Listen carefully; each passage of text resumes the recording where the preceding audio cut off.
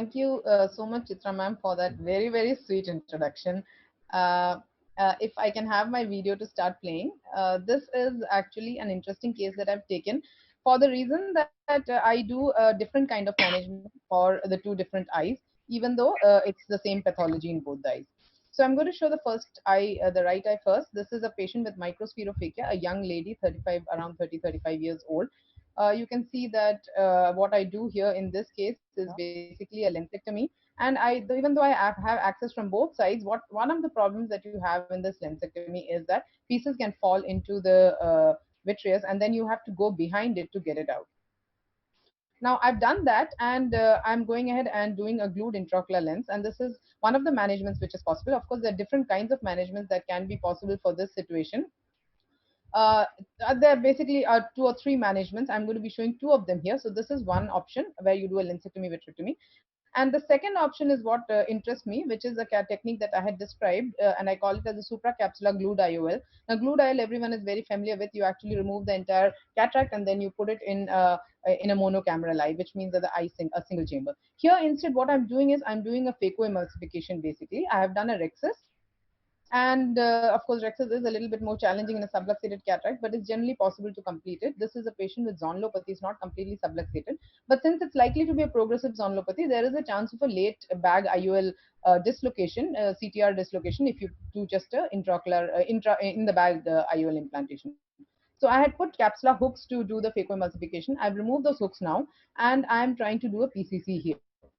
Now, I started out with the intention of doing it with a forceps, but then I decided that I would just go ahead and do a vitrector instead, vitrector assisted PCC. At this point of time, I've got some vitreous coming out of the capsulectomy, posterior capsulectomy. Now, once I realize that, I go in and stain it with IVTA, and I remove that vitreous, that stained vitreous, which is coming into the anterior chamber. Now, once this is done, what I do is I need to push the bag behind. So I put in some cohesive viscoelastic into the space between the iris and the anterior capsule of the bag. And the same is done on the other side. And in both the areas, I make this sclerotomy, which is basically passing in between the iris and the anterior capsule. So now I do a glued intraocular lens technique. But remember that this glued IOL is going to be in front of the anterior capsule, and you have got an entirely intact anterior capsule and the posterior capsule, except of course for the Rhexis and the posterior capsulectomy. Other than that, it's an intact bag. And so what you essentially get is very stable intraocular lens fixation. There is no monocamerality of the eye. There's a very good separation of the eye into an anterior chamber and a posterior chamber, which is sometimes very vital for patients who've got posterior segment pathologies, such as a high myope or a patient who's got Marfan's or things like that. You would like to retain as good or as extensive barrier between the anterior chamber and the posterior chamber as possible, in order to prevent pseudophacodontoses and endophthalmodontitis. So at the end, after that, what I do is essentially as done in a glued intraocular lens, which is basically close the flaps and the conjunctiva. That was the first post-op day appearance. In comparison, this is the other eye, the previous eye, the right eye, where I did a lensectomy glued IOL, and you can see that it's basically there's direct communication between the vitreous and the anterior chamber on the sides of the IOL or around the IOL, whereas this is about 2 to 2.5 months post-op of the eye, where I did a supracapsular glued IOL, and you can see that the IOL remains absolutely flat. It's lying against the anterior capsule, so there's no tilt at all, and it's a stable long-term fixation of the IOL that you attain in this way. So I'm going to ask you a couple of questions. And I'm sorry, I would be asking only one person to ask. We are running short of time. So Susan, that was a wonderful case which you showed how the first instant of a new lens dropping which could occur if you do a lensectomy, and why you have done your other procedure. But I see that you had the capsular bag which is quite wrinkled. You did a very good phacoemulsification, and then you have created a opening in the thing and done an anterior vitrectomy there. So my question to you is, after having placed a supracapsular glued IOL, why didn't you remove the capsular bag? It could get contracted and it may not be good for the visual axis acuity. So, so there are actually different ways that you could do this. The possible problem that can happen with this technique is phimosis in the long term, which is the reason that you can actually put in 4 relaxing cuts on the anterior capsule as well as the posterior capsule. That was actually my intention when I started out with the PCCC, that I could put some relaxing cuts so that it doesn't actually phimose towards the center, but it just instead forms a fibrotic support for the IOL instead. So that was what I was planning to do intraoperatively, but then I had a vitreous prolapse for which I had to do a vitrectomy. On the other hand, to do it in a much more stable and controlled manner, you could do this post-operatively with a YAG laser, and that's definitely a better preference, which means that you do the surgery, come out, leave it exactly as it is, and then do a cruciate cut on both the anterior capsule and the posterior capsule with a YAG, so that it doesn't phimose and come to the center. The other option is to put a capsular tension ring and then do an optic capture of the IOL so that everything lies there and the chance for phimosis is less.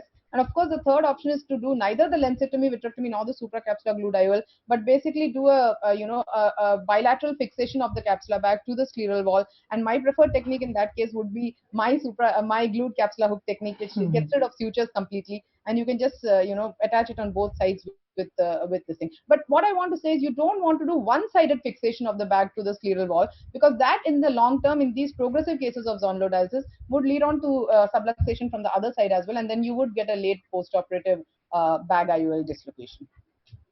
Yes, that was a good answer. Dr. Haripriya, I would like you to just ask one question before we go on to Arup's surgery.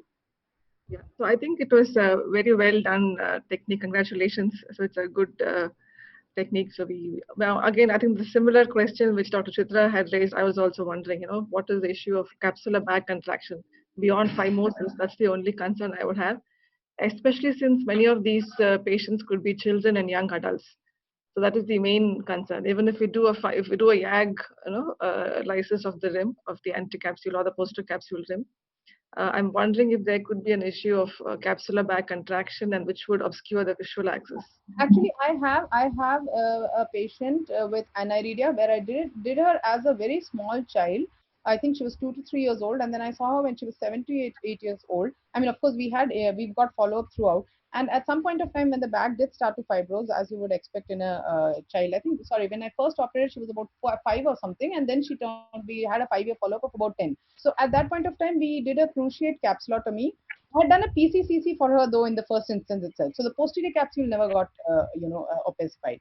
So she had a clear visual axis. But then we did anterior capsular rim cuts with the YAG laser, and we found that it really gave very good stability. And the other thing also is that the entire aniridia IOL was supported well, and also she had some fibrosis in the periphery which could get rid of those defects which go between the iris and between the aniridia IOL and the stump of the iris, because in aniridia you don't have the entire iris. So even if you put an aniridia IOL, you might sometimes have some clear areas between the margins of the aniridia IOL and the iris stump through which you can get glare and all. So this actually helped in occluding that part of the exposed visual axis, and I would say prevented some amount of glare in that way as well.